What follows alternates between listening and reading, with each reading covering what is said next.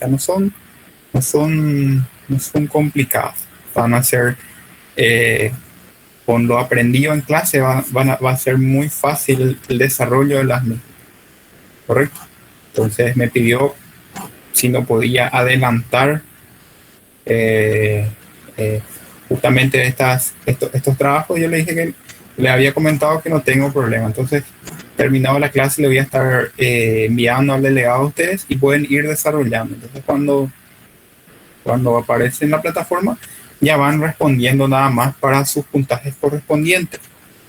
¿Está bien? Muy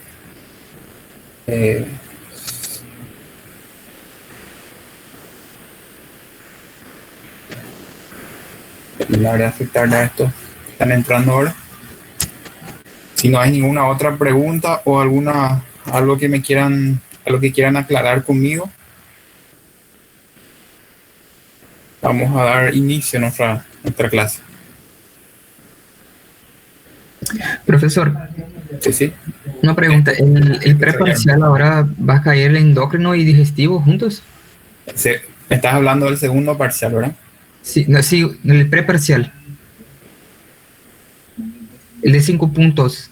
No. El de 5 puntos es solamente fisiología gastrointestinal. Dale, gracias.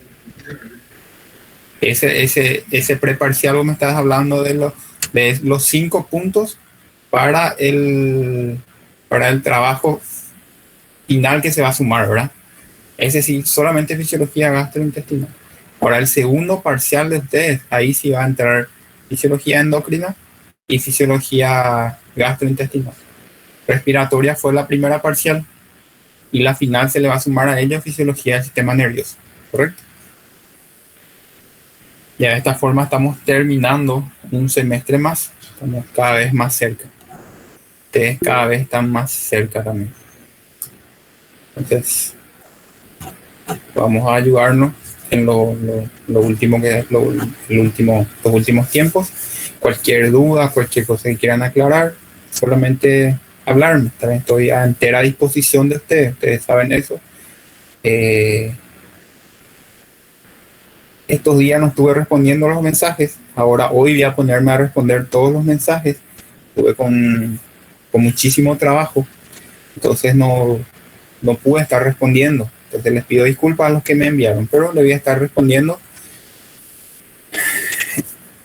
en la brevedad posible, o sea, hoy mismo, ¿correcto?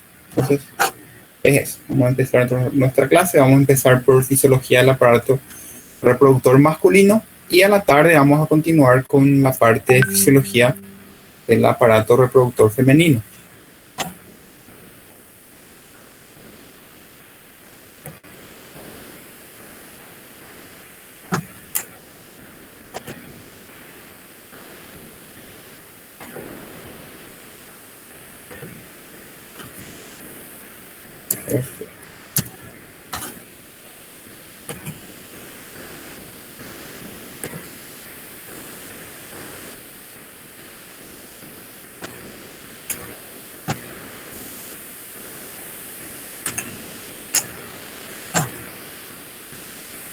Vamos a hablar un poquito de las gónadas. Cuando nos referimos a las gónadas, no hablamos en plural. También puede ser que estemos hablando de los testículos o que estemos hablando de los ovarios, ¿correcto? Pero si hablamos de las gónadas masculinas, nos estaríamos refiriendo a los testículos, ¿correcto? Si hablamos de las gónadas femeninas, nos está hablando de los ovarios, ¿correcto? Estas gónadas son las que van a producir los espermatozoides en los hombres y los ovocitos en las mujeres, ¿correcto? Van a producir los gametos masculinos y femeninos. Masculinos, espermatozoides, y femeninos, los ovocitos.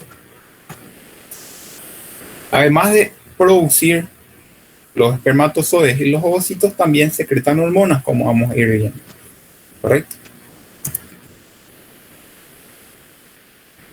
El sistema reproductor, como vamos a empezar a hablar de la fisiología del sistema reproductor masculino, el sistema reproductor masculino va a estar formado por dos elementos esenciales. Uno, que van a ser las gónadas. En este caso van a ser las gónadas masculinas, correcto. Vamos a estar hablando entonces de los testículos, correcto. Y por otro lado, una serie de conductos que van a formar el órgano sexual accesorio, correcto, que van a estar formados por los conductillos testiculares, correcto, que van a ir convergiendo para formar la red de Testi, si antes se acuerdan, la red de Testi que se va a conectar con el epidimo mediante los conductillos eferentes, correcto, que son los conductillos eferentes que están subiendo hacia arriba para conectarse con el epidimo.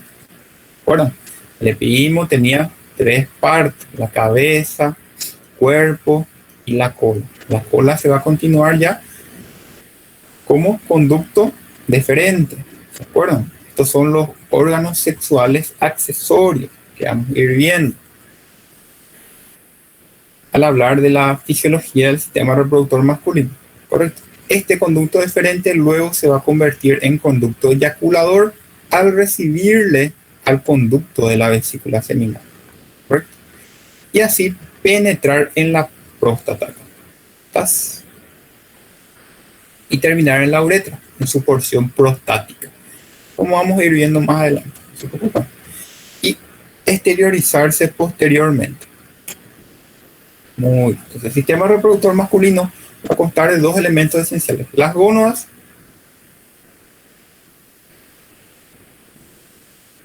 y los órganos sexuales accesorios, correcto. Las 2 funciones primordiales o principales del sistema reproductor masculino son la gametogénesis, la formación de espermatozoides, que vamos a ir viendo, y la secreción de hormonas sexuales, de la que vamos a estar hablando, de la testosterona, correcto, que van a ayudar a desenvolver al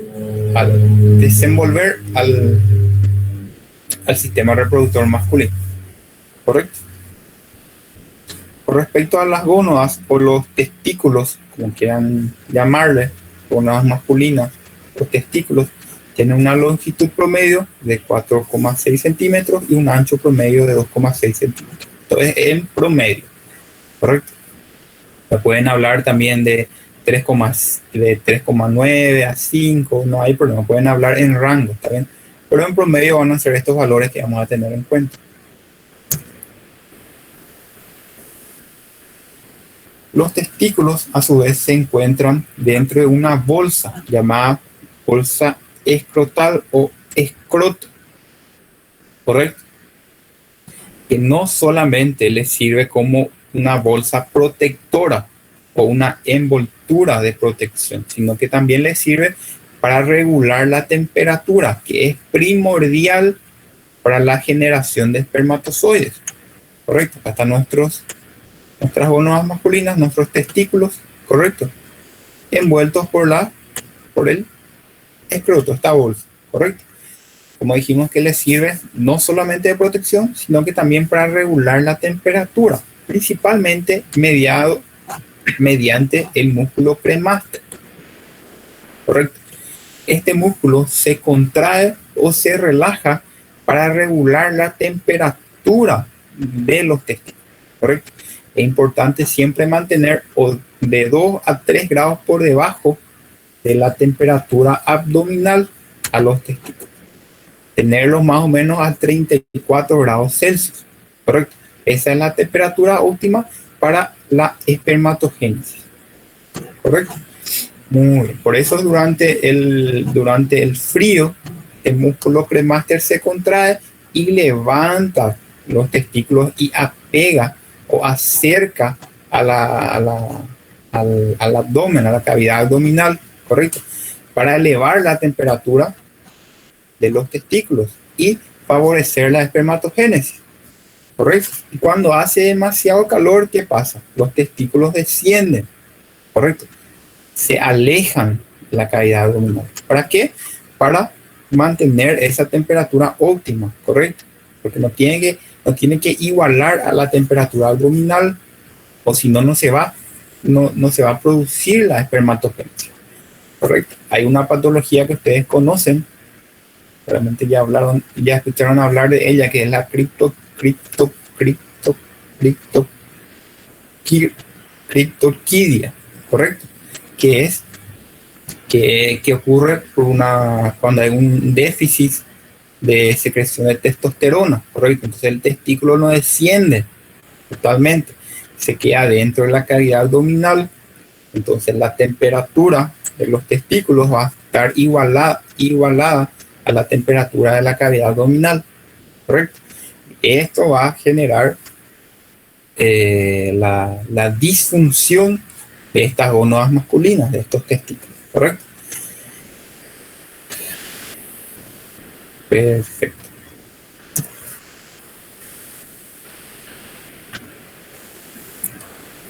Los testículos, a su vez, como pueden fijarse acá en la imagen, en nuestra gónada masculina, nuestro testículo va a estar dividido en lobulillos. Estos son lobulillos, todos estos son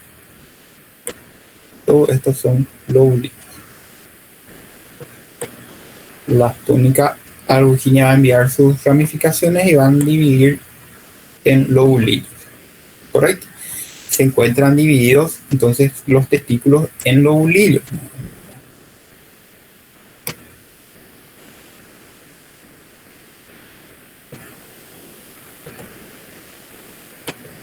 Como pueden fijarse. Y dentro de estos lobulillos, vamos a encontrar dos estructuras importantes. Una estructura importante o un espacio importante es el intersticio. Es todo este espacio en gris que pueden ver, este espacio vacío. Eso es el intersticio. Y otro, una estructura importantísima para la espermatogénesis, los túbulos o los lobulillos testiculares, que son todos estos enramados de túbulos. ¿Correcto? Muy bien. Entonces los testículos, como estamos viendo, se encuentran divididos en lobulillos testiculares, y dentro de estos lobulillos vamos a encontrar los túbulos seminíferos. Correcto, son esta red de túbulos. Están acá.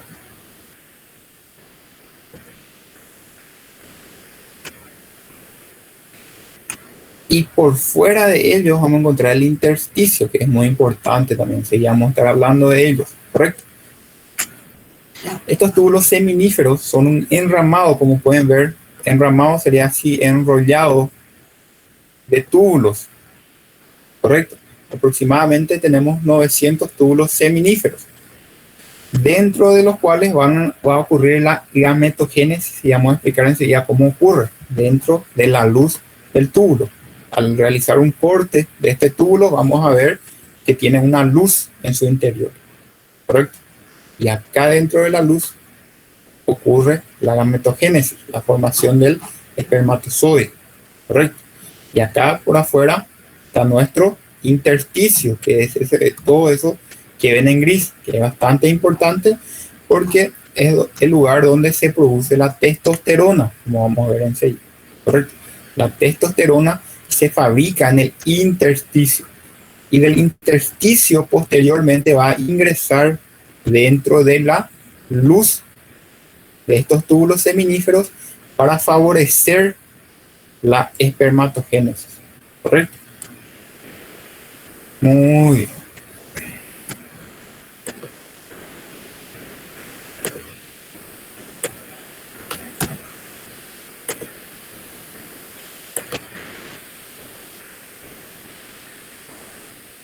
Acá tenemos nuestros túbulos seminíferos.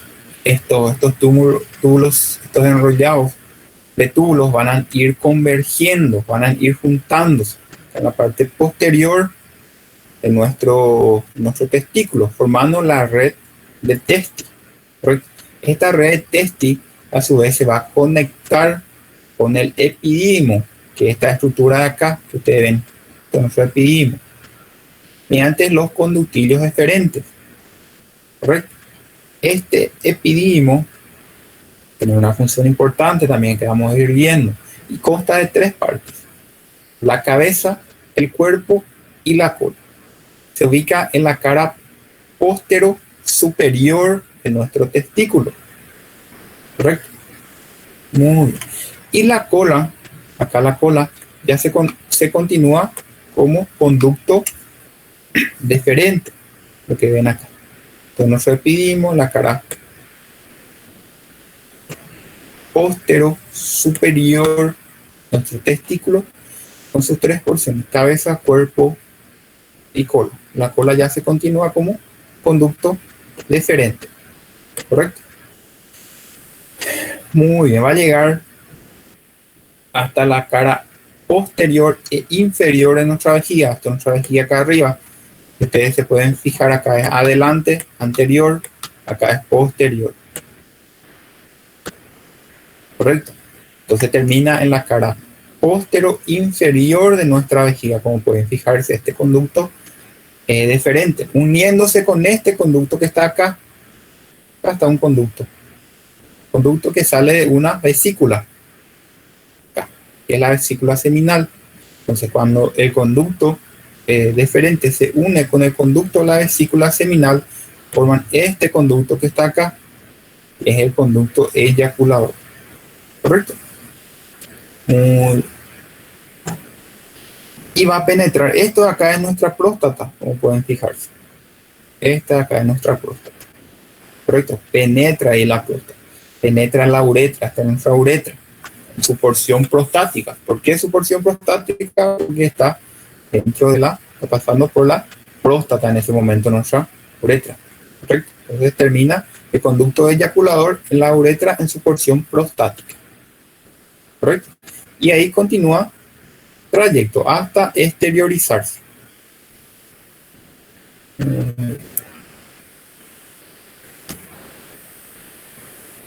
En el sistema reproductor masculino vamos a ver que nuestros testículos, nuestras gónadas masculinas están divididas en lobulillos, como estábamos viendo. ¿Correcto? Dentro de estos lobulillos, que son estos acá, todos estos son los lobulillos, vamos a encontrar un intersticio, que es todo esto que ustedes ven que está en gris. Todo esto es el intersticio. ¿Correcto? Y una serie de túbulos. ¿Correcto? Que van a ser los túbulos seminíferos. Son este enramado, enrollado de túbulos, los túbulos seminíferos. Entonces, dentro de un lobulillo testicular vamos a encontrar los túbulos seminíferos y por fuera de los túbulos seminíferos el intersticio. ¿Correcto?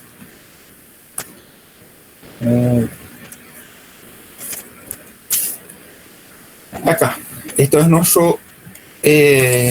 nuestro testículo. ¿Correcto?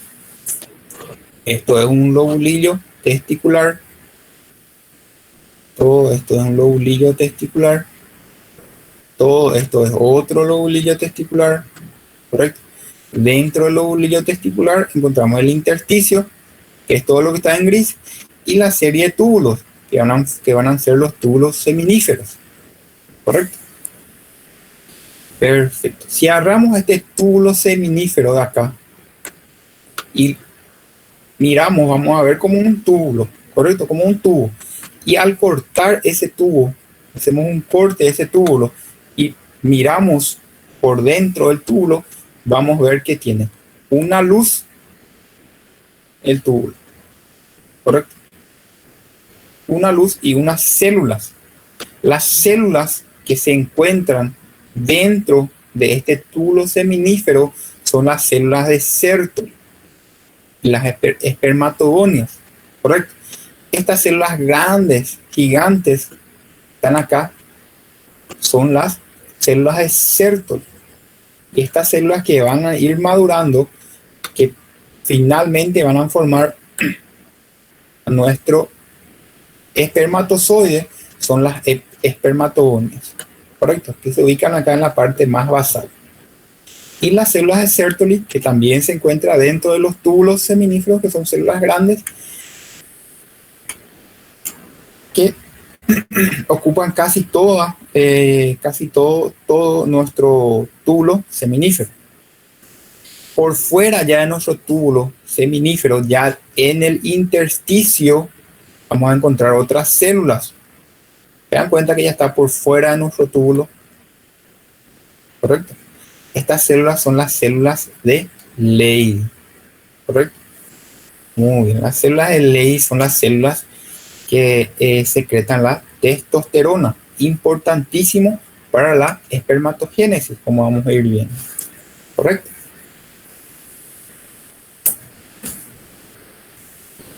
Muy bien, ¿se acuerdan de nuestro eje hipotálamo hipoficiario? Muy bien. Cuando hablamos de la primera clase, el hipotálamo va a secretar una hormona que va a estimularle a la hipófisis, específicamente a nuestra hipófisis anterior o adenohipófisis. ¿Recuerdan? Muy bien. El hipotálamo va a secretar la GnRH o hormona liberadora de gonadotropinas. Esta GnRH, la hormona liberadora de gonadotropinas, va a estimularle a nuestra hipófisis anterior, nuestra adenohipófisis. Y la adenohipófisis va a liberar las gonadotropinas. ¿Cuáles son las gonadotropinas? La LH y la FSH, o hormona luteinizante y hormona folículo estimulante. ¿Correcto? Estas hormonas, las hormonas gonadotrópicas, vamos a ver que van a estimularle nuevamente a nuestro testículo para la formación de los espermatozoides, ¿correcto? A través de la liberación también de la testosterona que vamos a ir viendo, ¿correcto?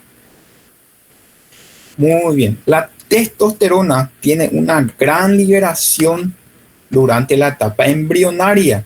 Esto es lo que permite la diferenciación de los caracteres sexuales masculinos, ¿correcto? Esto en la etapa embrionaria. Luego en la niñez hay poquísima liberación de la hormona liberadora de gonadotropina. Y como hay poca liberación de la hormona liberadora de gonadotropina, no se liberan las gonadotropinas.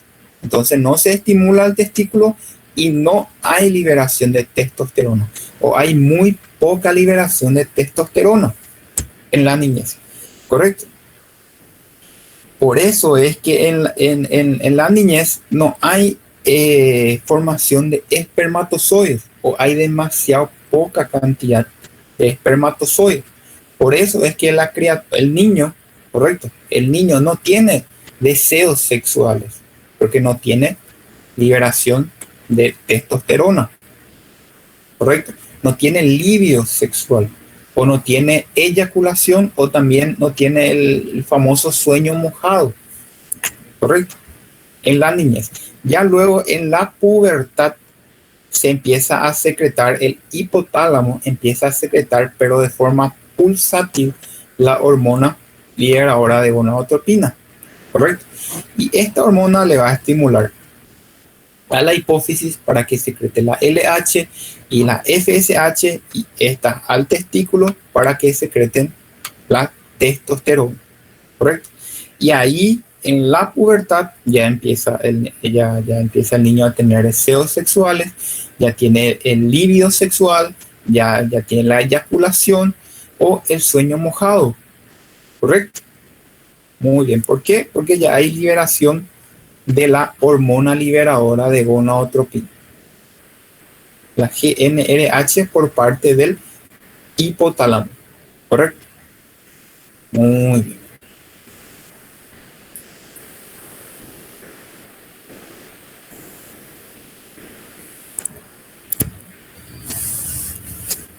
Como dijimos reciencito, el hipotálamo va a liberar la hormona liberadora de gonadotropina, la GnRH.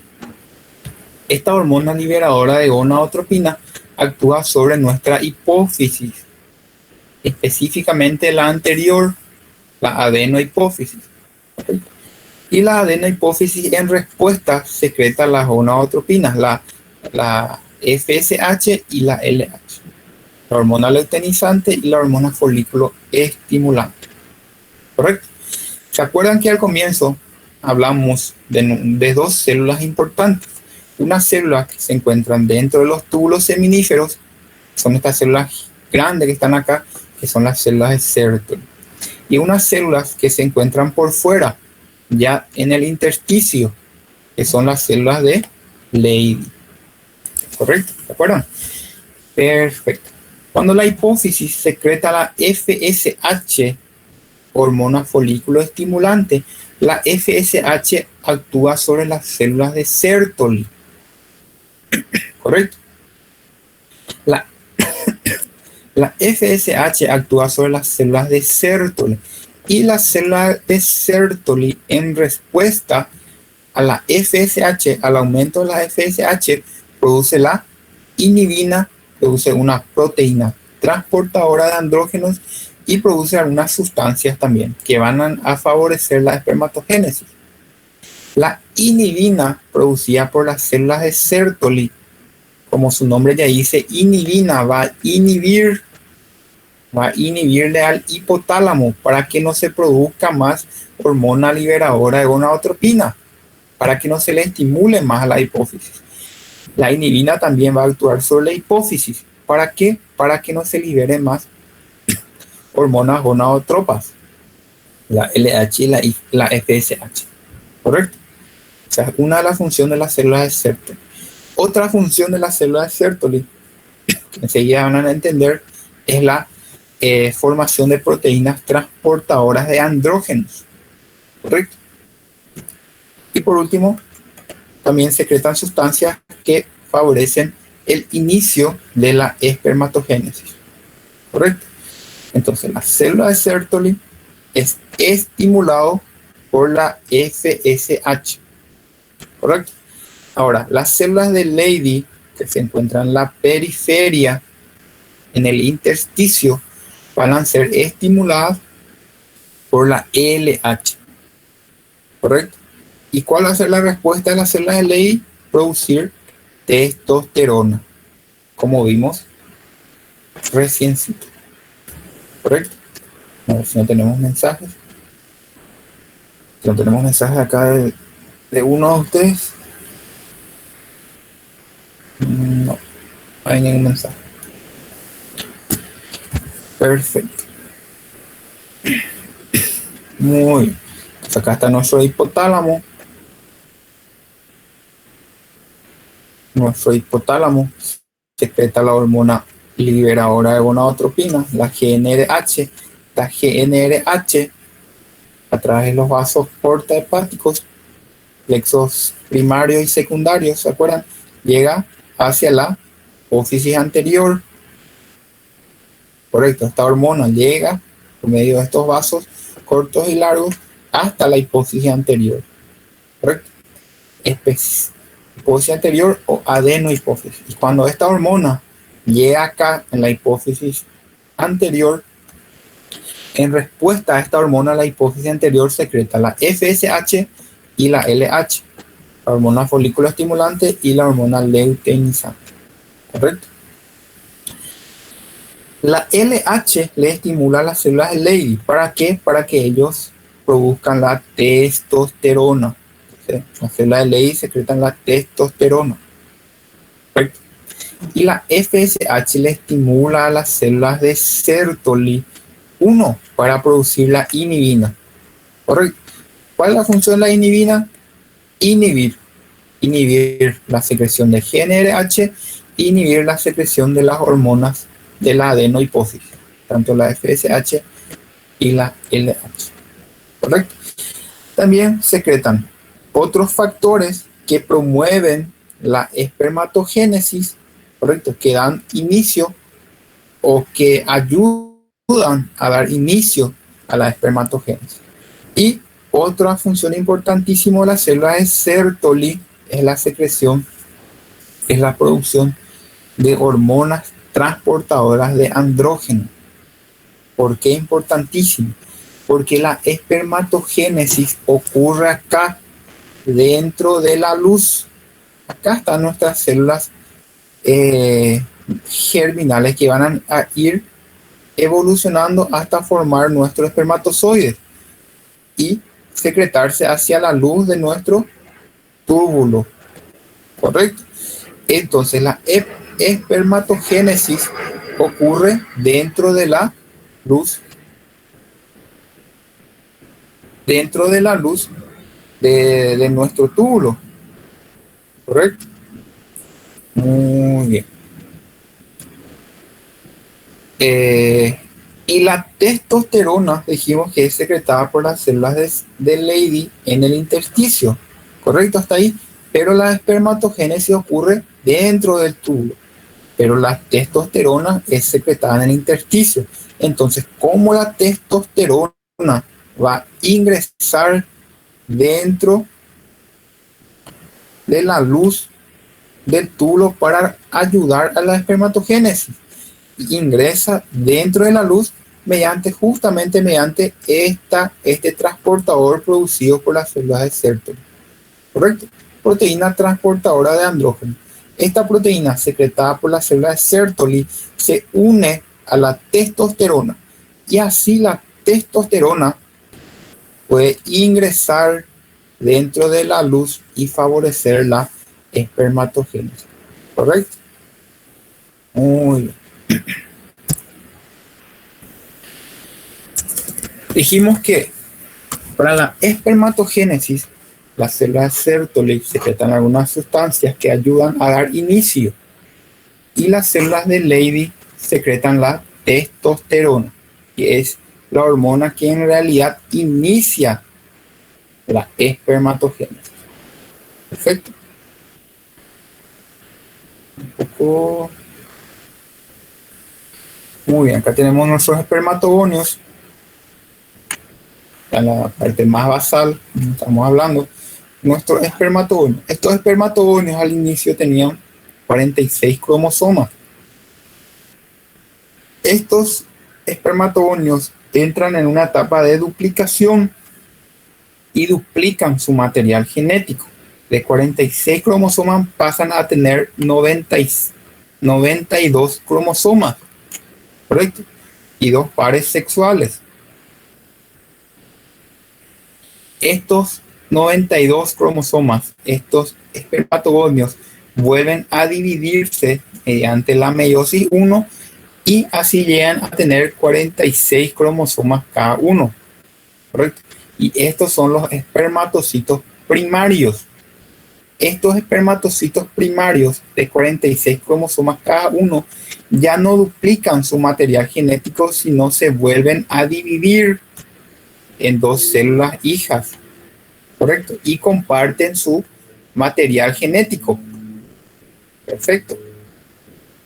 Al compartir su material genético, al tener 46 cromosomas y al dividir por la mitad, cada una se va a quedar con 23 cromosomas, de los cuales un cromosoma es sexual, ¿correcto? Muy bien. O puede tener 22 cromosomas y un X, o 22 cromosomas y una Y, ¿correcto? Si es la X, si es que ocurre la fecundación, vamos a hablar de un embrión que posteriormente va a tener caracteres sexuales femeninos. Y si hablamos de la Y, vamos a hablar del carácter sexual masculino, ¿correcto? Entonces, ¿quién decide el sexo? Decide el varón, es el que da el sexo, ¿correcto? ¿Por qué? Porque en su material genético, los espermatozoides pueden tener o la X o la Y, ¿correcto? Sin embargo, la mujer, como vamos a ver más adelante, solamente tiene la X. Entonces, si va a depender de la mujer, solamente puede dar su X. Sin embargo, el varón puede dar tanto la X como la Y, ¿correcto? Sin hacer si es X, sale mujer. Si es XY, sale varón, ¿correcto? Luego de la duplicación de estos espermatocitos primarios, se van a formar los espermatocitos secundarios. Estos espermatocitos secundarios todavía tienen una particularidad, que están envueltos, como pueden fijarse acá, están envueltos en una membrana. 4 espermatocitos secundarios envueltos en una membrana, ¿correcto? Al haber el aumento de la LH y la FSH, esto promueve a que estos espermatocitos secundarios desarrollen unas prolongaciones, ¿correcto? Estas prolongaciones de acá, que posteriormente van a ser la cola de nuestro espermatozoide, ¿correcto? Muy bien, así ya podemos diferenciar a nuestro espermatozoide con sus partes. Una parte que va a corresponder a la cabeza, que va a estar, que es donde va a estar el material genético, el ADN, ¿correcto?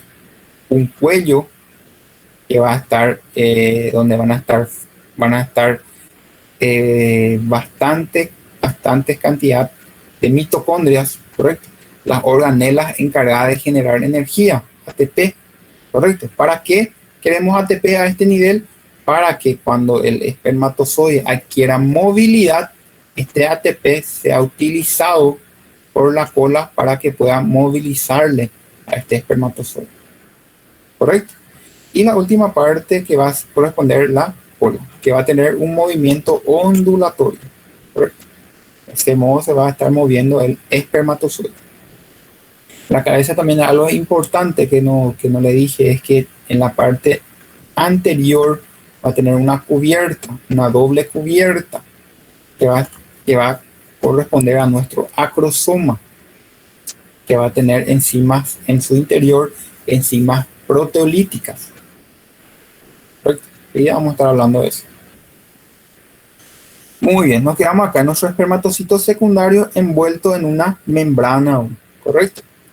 Esta membrana es rota para poder liberarle a los espermatocitos secundarios, ya espermatozoides, ¿correcto? Por medio de las células de Sertoli, por un proceso denominado espermiogénesis, ¿correcto? Entonces, ¿quién promueve la espermiogénesis?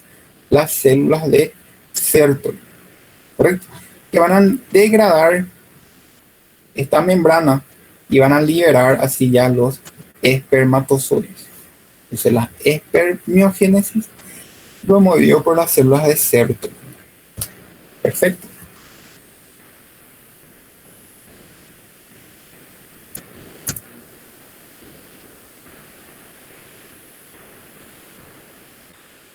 Muy bien, hablamos de la espermatogénesis, y la espermatogénesis tiene una duración aproximada de 72 días.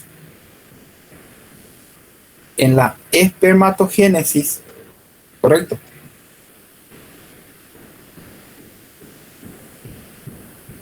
estos espermatozoides,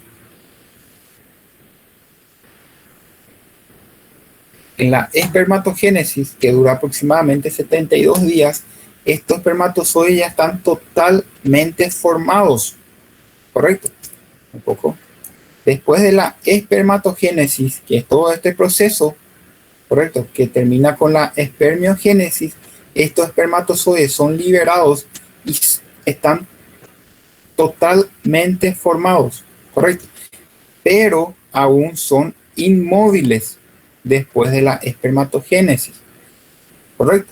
Si queremos hablar en cantidad, se forma aproximadamente entre 150 a 200 millones de espermatozoides por día, ¿correcto?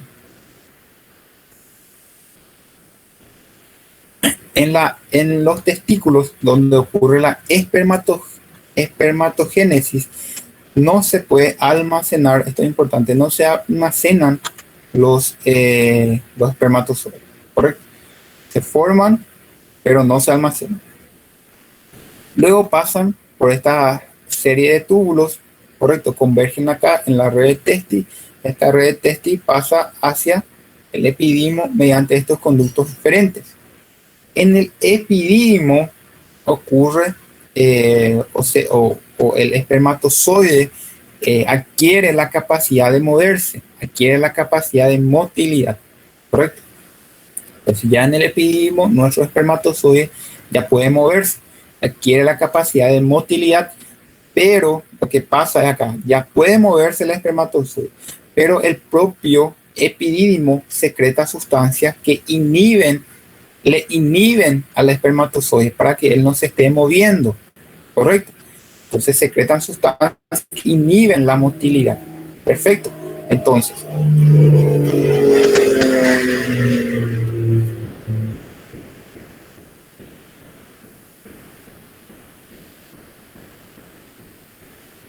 Entonces, en el epididimo, el espermatozoide ya adquiere la capacidad de moverse, pero como que el propio epididimo va a secretar las sustancias que va a inhibir esta motilidad, el espermatozoide aún permanece inmóvil, pero con la capacidad ya de moverse, ¿correcto?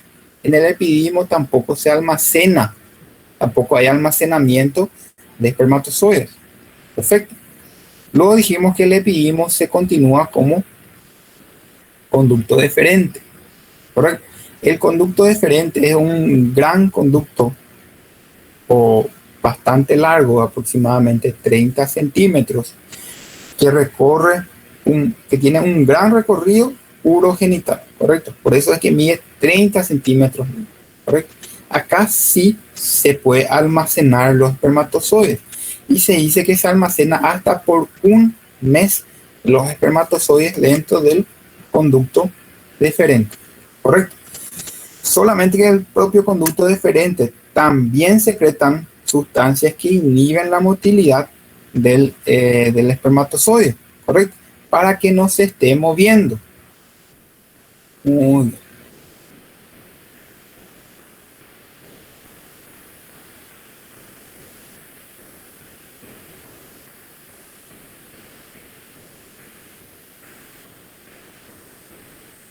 El pH del conducto es levemente ácida.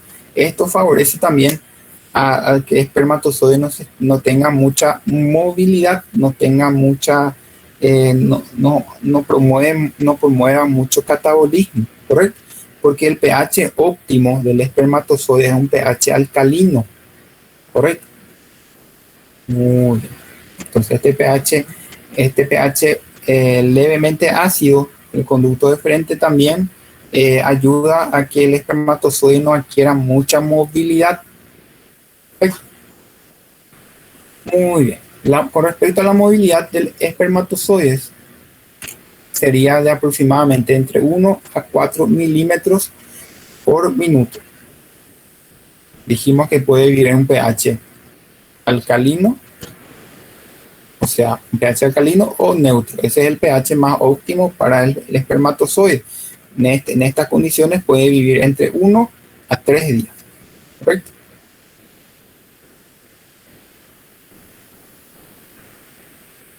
Cuando ya es liberado,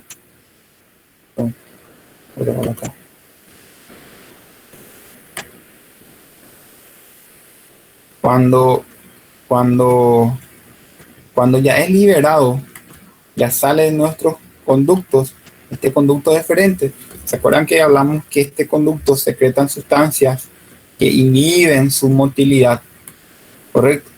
No promueven mucho catabolismo dentro del espermatozoide, pero una vez que sale de estos conductos, correcto, no existen más estas sustancias que le están limitando.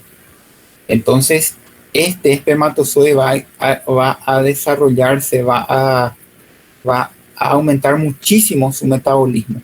Y este aumento de metabolismo es lo que le recorta su tiempo de vida, ¿correcto? ¿Entiendes? ¿Por qué? Porque consume todos sus nutrientes, todos los nutrientes que esté cerca de él, el espermatozoide va a estar consumiendo para generar ATP, ¿correcto? ¿Para qué? Para poder moverse. Y cuando terminen sus nutrientes, correcto, terminen la fuente de energía de este espermatozoide, él va a morir, va a perecer, ¿correcto? Pero mientras esté en estos conductos, ¿correcto? No pasa esto, por eso es que hasta por un mes se puede quedar incluso dentro de estos conductos. Muy bien, uno porque están siendo inhibidos. Entonces el metabolismo basal de los espermatozoides es muy bajo, es casi nulo, ¿correcto? Entonces el requerimiento energético de ellos es muy bajo. Pero esto cambia una vez que salen al exterior y estas sustancias que le están inhibiendo dejan de actuar, ¿correcto? Muy bien. Ya dijimos que la espermatogénesis dura aproximadamente 72 días. En el epidídimo, el espermatozoide adquiere la capacidad de moverse, ¿correcto? Y acá se queda aproximadamente entre 18 a 24 horas. Luego pasa al conducto deferente. El conducto deferente sí se puede almacenar, dijimos, y se puede quedar hasta por un mes aproximadamente. Perfecto. Después también tenemos las glándulas anexas. Una de ellas es la glándula seminal. Y cuando se une con este conducto, su conducto se une con el conducto deferente para formar nuestro conducto eyaculador. ¿Se acuerdan? La glándula seminal está formada por una serie de túbulos también, unos túbulos tortuosos. La secreción de la glándula seminal es de tipo mucoide y va a contener fructosa, ácido cítrico, prostaglandinas y fibrinógenos que van a ayudarle al espermatozoide una vez que estén fuera del conducto. ¿Correcto? Muy bien. Como pueden ver, empieza a tener una leve secreción ácida. Correcto. Esta leve secreción ácida va a empezar a hacer que el espermatozoide empiece a adquirir un poco de movimiento. Correcto. Muy bien. Y las prostaglandinas también bastante importantes, por eso la escribí acá, es la que promueve la contracción tanto del útero y de la trompa, pero de forma inversa, de abajo hacia arriba. Correcto. ¿Para qué? Para facilitarle el trabajo al espermatozoide. Correcto. Una vez que ocurre la eyaculación, en el semen secretado también se secretan prostaglandinas. Estas prostaglandinas van a promover la contracción inversa hacia arriba. ¿Para qué? Para que este espermatozoide tenga un camino menos dificultoso, para ayudarle a este espermatozoide a llegar a su destino final. ¿Correcto? Que es junto con el óvulo. ¿Correcto? Para alcanzar al óvulo. Otra glándula es la glándula prostática. Esta glándula prostática, o también la glándula, tenemos también la glándula de Cooper, la glándula vulvouretral, que van a secretar líquido un poco lechoso. Ese es lo que le da esa característica justamente al semen, correcto, con altas cantidades de calcio y fosfato, importantísimos para el espermatozoide, para el metabolismo aumentado justamente del espermatozoide, correcto. Otra función también es aumentar el volumen del semen, correcto, y dejarle más alcalino. Dijimos que el semen se halla en un pH alcalino, correcto. Entonces el pH que viene ligeramente ácido, aproximadamente 6, pasa de 6.5 posterior a esto. Y va en ascenso, correcto. De esta forma el espermatozoide puede aumentar su movilidad, y al aumentar su movilidad aumenta también su fertilidad. Correcto. Ustedes saben que solamente un espermatozoide es el que va a llegar victorioso, es el que va a llegar a fecundar. Correcto. Lo dijimos un poco acá. Vamos a hablar primero de esto. El conducto deferente tiene una secreción, hablando del semen, de aproximadamente del 10%. La glándula seminal colabora con un 60%, o sea, el 60% que le corresponde a la secreción de la glándula seminal, el 30% a la glándula prostática y a la vulvouretral o de Cooper. Correcto. Con respecto a la secreción del semen, el pH aproximadamente es de 7,5. También dijimos que también tenemos que saber que una eyaculación promedio, correcto, eyecta o saca aproximadamente 3,5 ml de semen. En este 3,5 ml de semen existe aproximadamente 400 a 600 millones de espermatozoides. De estos 400 a 600 millones de espermatozoides, solamente uno va a ser victorioso. Solamente uno va a llegar a su destino final, que va a hacer la fecundación, ¿correcto? Que va a juntarse en el óvulo, ¿correcto? Pero en cada eyaculación se secreta 400 a 600 millones, ¿correcto? Si un varón tiene menos de 20 millones de espermatozoides, 20 millones de espermatozoides por cada eyaculación, se dice que ese varón es infértil, ¿correcto? Que no es más fértil, ¿entiendes? Y eso que solamente uno se necesita para poder llegar al óvulo, o sea, para poder fecundar al óvulo, ¿correcto? Pero en la cantidad que se secreta, aproximadamente 400 a 600 millones. Y con menos de 20 millones por eyaculación, ya es infértil el varón. Bastante importante la cantidad, ¿correcto?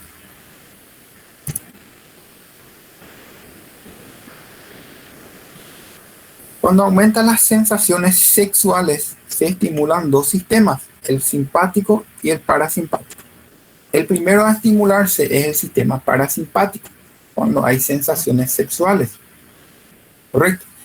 El sistema parasimpático se estimula a través del óxido nítrico. El óxido nítrico liberado por el sistema parasimpático va a producir una vasodilatación de los vasos que se encuentran a nivel del cuerpo cavernoso, ¿correcto? Ahí se encuentra este cuerpo todo trabeculado, ¿correcto? Y al vasodilatarse, ¿correcto?, los vasos del cuerpo cavernoso, hay fuga de sangre, y esta sangre ocupan estas trabéculas. Entonces estas trabéculas se llenan de sangre. Al par de esto, hay una semioclusión del sistema venoso. Hay una semioclusión venosa. Y esto genera la erección, ¿correcto? Este es el mecanismo por el cual se produce la erección. Perfecto. Y es mediado por el sistema parasimpático. Ahora, si las sensaciones sexuales continúan, primero se estimula el parasimpático. Si esto continúa en ascenso, aumentan más las sensaciones sexuales. Posterior a ello ya se estimula también el sistema simpático, ¿correcto? Y el sistema simpático va a responder con la contracción del conducto deferente, contracción de la vesícula seminal, contracción de la próstata, y estas contracciones en simultáneo va a producir que este líquido seminal se mueva, ¿correcto? Se vaya moviendo hacia una dirección, o sea, hacia el exterior, y ocurre la eyaculación, ¿correcto? Por la contracción en simultánea de estas estructuras que permiten que sea expulsado de esta forma el semen hacia el exterior, ¿correcto? Y a eso conocemos como eyaculación. Y está sostenido por el sistema nervioso simpático. Simpático, ¿correcto?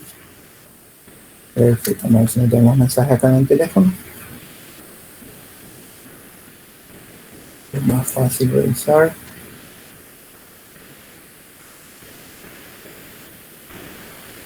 No hay ningún mensaje. Perfecto. Sigamos.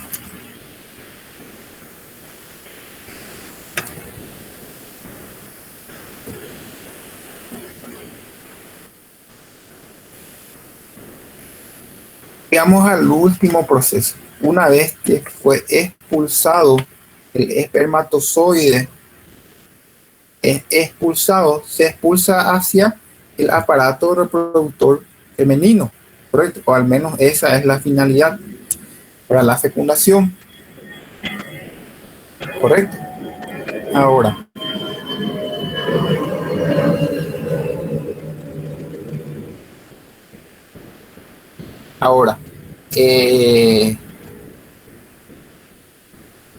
una vez expulsado el espermatozoide hacia el aparato reproductor femenino, comienza la capacitación del mismo, ¿correcto? Es la última etapa que ocurre ya dentro del aparato reproductor femenino y dura aproximadamente entre 1 a 10 horas. ¿Y en qué consiste la capacitación del espermatozoide? Esta capacitación consiste en: uno, que el útero y las trompas secreten sustancias que puedan facilitar el movimiento del espermatozoide, ¿correcto? O sea, inhiben a las sustancias que le estaban inhibiendo a nuestro espermatozoide. Entonces nuestro espermatozoide adquiere gran movilidad, ¿correcto? Otra cosa que ocurre durante la capacitación es el debilitamiento de la membrana acrosomal. Esta membrana de acá. Hay una membrana y esta membrana se debilita, se deja más finito se deja la membrana acrosomal, ¿correcto? Y también aumenta la permeabilidad al calcio para así aumentar la motilidad en sí del espermatozoide, ¿correcto? Muy bien, sigamos. Dijimos que ocurre un debilitamiento, aumenta el metabolismo, aumenta la absorción de calcio, aumenta el metabolismo y hay un debilitamiento de esta membrana acrosomal, dijimos, ¿correcto? ¿Para qué queremos debilitar esta membrana acrosomal que está aquí?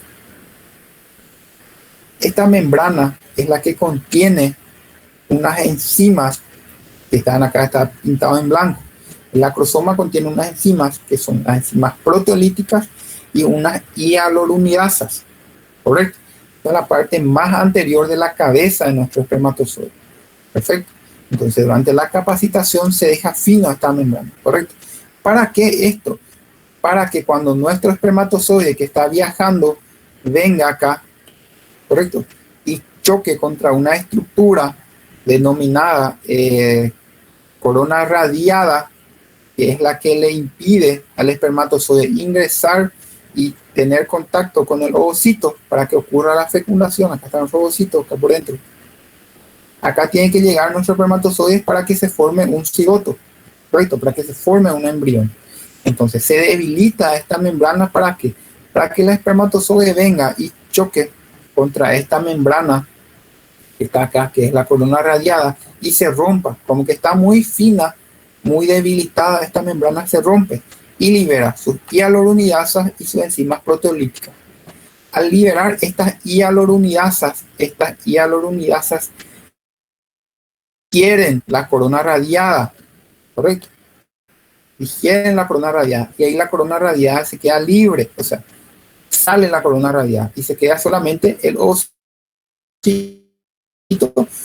llamada también zona lúcida, también que está impidiendo el ingreso del espermatozoide, ¿correcto? Pero aparte de hialuronidasas también se crean enzimas proteolíticas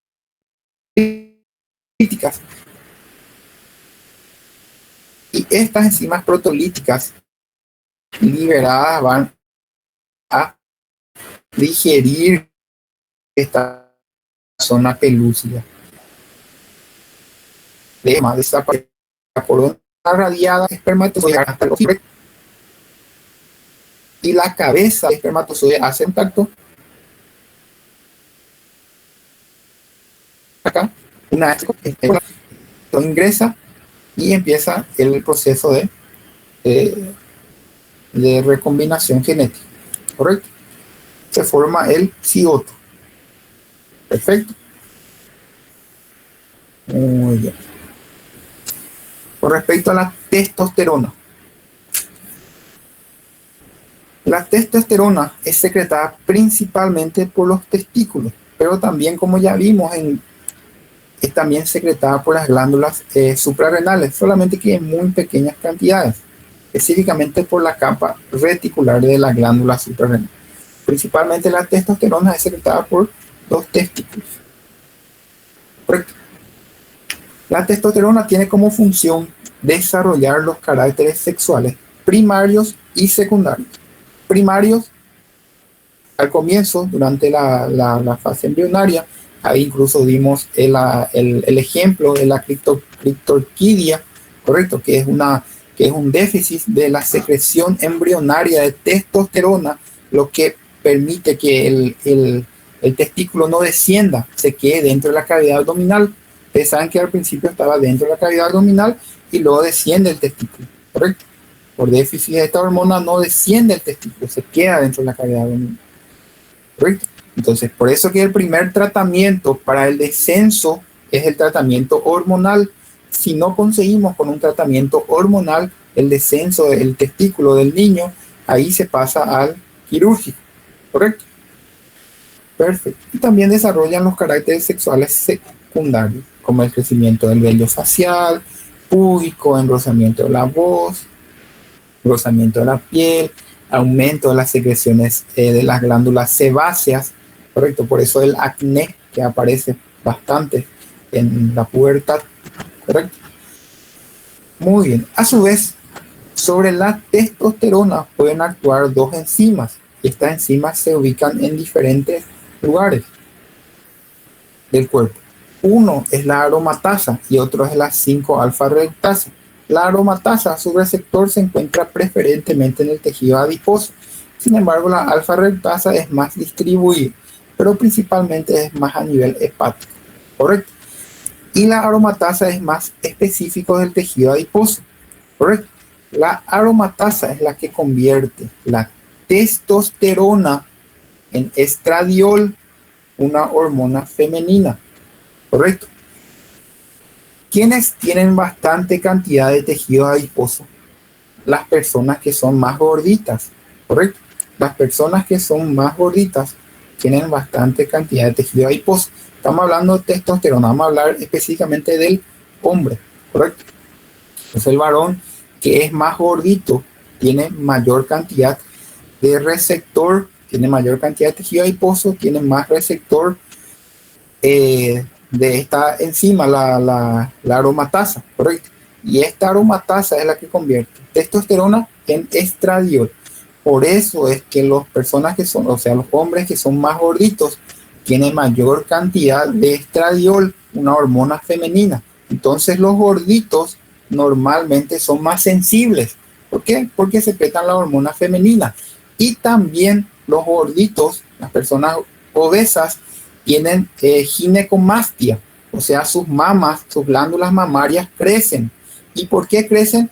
Porque tienen mayor secreción de estradiol, que es una hormona femenina que le da los caracteres sexuales a la mujer, correcto, como el crecimiento de las glándulas mamarias, una de ellas.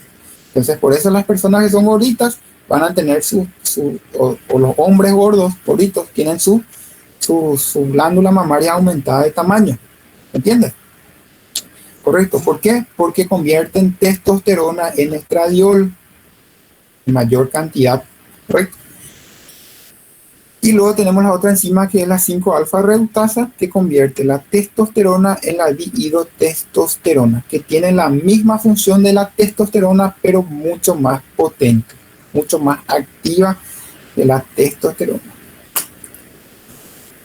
Función de la testosterona: aumenta el 50% de la masa muscular. Por eso es que el varón tiene más masa muscular que las mujeres, ¿correcto? Porque tenemos mayor cantidad de testosterona. Aumenta la síntesis de matriz ósea. Por eso es que los huesos de los hombres son más grandes. ¿Por qué? Porque la testosterona aumenta el metabolismo basal en un 15%. Tenemos más fuerza. El metabolismo está aumentado en nosotros, en los hombres. Tenemos mayor cantidad de glóbulos rojos, pero un 15 a 20% más de glóbulos rojos comparado a las mujeres. ¿Por qué? Porque la testosterona promueve o ayuda a aumentar la cantidad de glóbulos rojos, ¿correcto? Entonces tenemos mayor oxigenación. Al tener mayor oxigenación, mayor fuerza. ¿Entiendes? Perfecto. También tiene un efecto la testosterona sobre los receptores mineralocorticoides, sobre la aldosterona específicamente, ¿correcto? Por eso es que la presión arterial del hombre es mayor que la mujer. ¿correcto? ¿Por qué? Porque tiene un efecto sobre estos mineralocorticoides, entonces el varón libera más aldosterona, se absorbe más sodio, se absorbe más agua, o sea, el varón absorbe más sodio, absorbe más agua, y esto hace que la presión arterial aumente más, ¿correcto? Perfecto. Con respecto a la eliminación de la testosterona, se elimina mediante el hígado, convirtiendo la testosterona en androstenediona o dihidroepiandrosterona. Esto, a su vez, estos dos se unen después a un sulfato para así tener un producto final que es un metabolito. Y el metabolito ustedes ya saben que puede ser eliminado tanto por la orina como por las heces. ¿Correcto? Perfecto, perfecto, perfecto. Excelente. Pues hay una pregunta.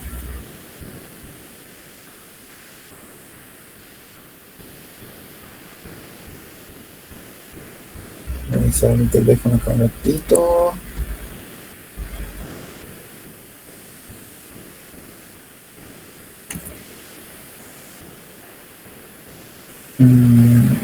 Hay una pregunta, vamos a ver un poquito por acá directamente.